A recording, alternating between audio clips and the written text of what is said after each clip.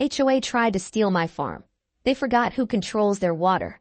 When I discovered that my HOA had secretly sold 1,700 acres of my family's farmland, I knew I had to fight back. But instead of just going to court, I decided to remind them of one crucial fact. I control their water supply.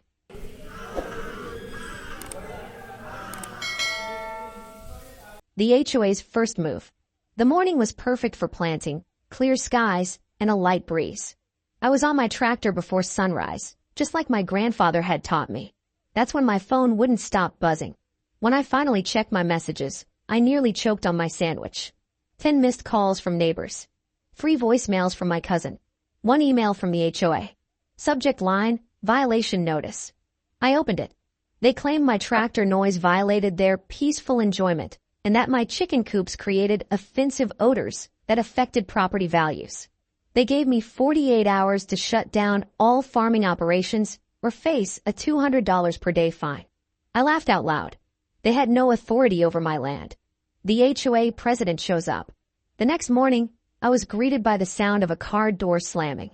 A woman in a crisp white pantsuit marched across my front yard, clipboard in hand, flanked by 2 HOA board members. Mr. Walker, she called. I'm Deborah Williams, president of Oak Ridge Estates HOA. We need to discuss your violations. I crossed my arms. There's nothing to discuss. Your HOA has no jurisdiction over my land. Deborah smiled, but it didn't reach her eyes. Actually, according to the county zoning board, your agricultural exemption expired last year. That means your land is now subject to HOA regulations. That caught me off guard. My property tax bills hadn't changed. My family has farmed this land for over 100 years, I said. No HOA can suddenly claim authority over it. Her smile turned cold. Times change, Mr. Walker. We have standards now. She handed me a cease and desist order. Then they walked away. But I wasn't about to back down. Something was off. I called my cousin Tom, who lived in Oak Ridge Estates and served on the town council. They've been planning this for months, he warned. Deborah's been having private meetings with developers. She's changing meeting minutes after they're approved. That night, I did some digging through county records. And that's when I found it. My agricultural exemption was still valid for another 5 years. Deborah had lied. For the next week, I ignored their letters and fines. Then came the noise complaints to the sheriff. Mike, look, said Sheriff Davis, an old high school friend. I know this is ridiculous, but they're filing complaints every single day. They've even started a petition to classify your farm as a public nuisance. Dave, I said, my family has been feeding this county for generations. What's really going on? He hesitated. I shouldn't tell you this, but the HOA is pushing for a massive development project, and it involves your land. That's when I saw them. Strangers in suits walking my eastern fields, taking pictures and measurements. I jumped in my truck and drove straight toward them. The shocking discovery. Can I help you? I called out. You're trespassing. A tall man in a designer suit turned. I'm James Miller with Westview Development Corporation. We're surveying the land for planning purposes. I frowned. Planning for what? This is my farm. Miller looked confused. According to our paperwork, Westview purchased 1,700 acres from Oak Ridge Estates 3 weeks ago. Construction begins next month. My heart stopped. That's impossible. I never sold my land. He showed me official documents, survey maps with county stamps, and a signature that looked exactly like mine. But I never signed anything. I raced home and pulled out my property deeds from the safe. Everything looked fine, but something wasn't right. I called the county recorder's office. Sir, there's an ownership division filing from 6 weeks ago, the clerk said. According to our records, 1,700 acres were transferred to Oak Ridge Estates Community Trust. You only own 300 acres now. My hands shook. That's impossible.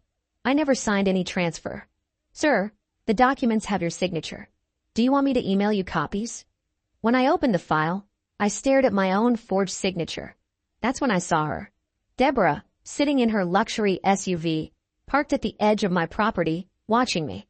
When she saw me looking, she smiled and waved. I had less than a month before bulldozers arrived. And that's when I remembered one very important thing.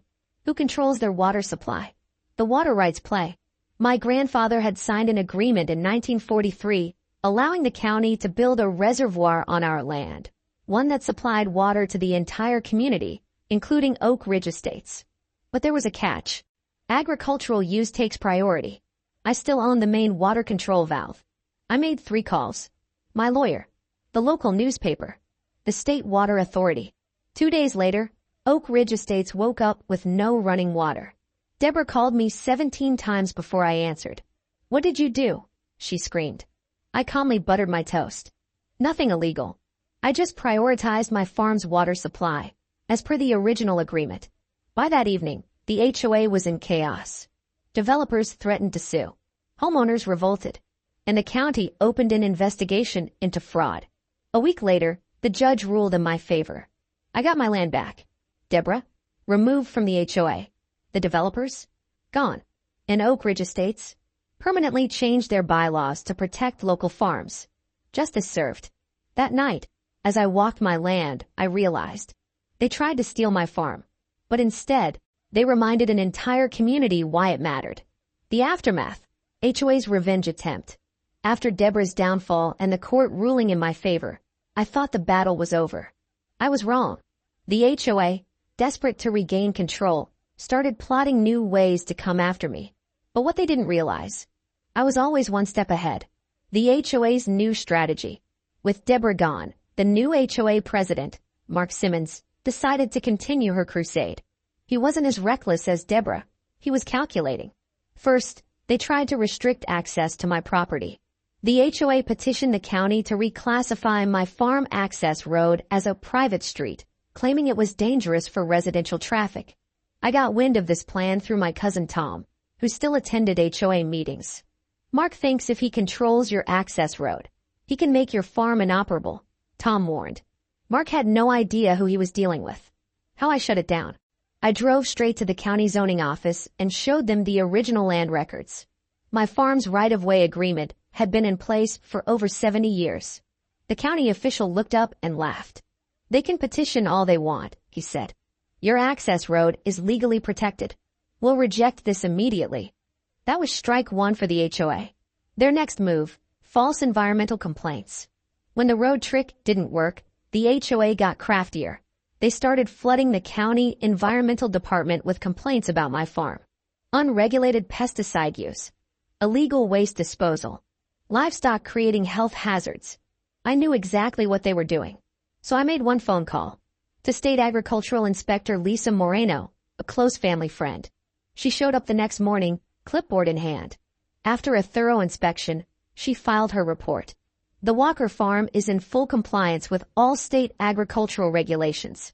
0 violations. Then she personally called the HOA and told them that filing false environmental reports could lead to criminal charges. That was strike 2. The HOA tries a final power move. Realizing they were running out of options, the HOA tried one last trick. They sent a cease and desist letter claiming my farm activities were damaging community aesthetics and violating a newly created HOA rule about unsightly properties. I laughed. They really thought I was going to fold. How I took them down for good. Instead of just ignoring the letter, I escalated. I filed a lawsuit against the HOA for harassment and unlawful interference with my business.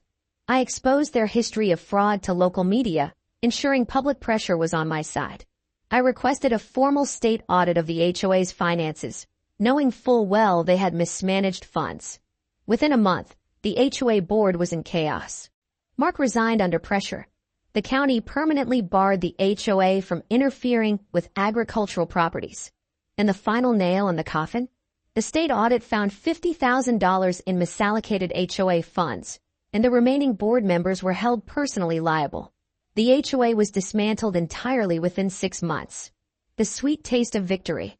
As I stood on my farm, watching the last Oak Ridge Estates HOA sign being taken down, I knew I had won. They tried everything to take me down. But in the end, they destroyed themselves.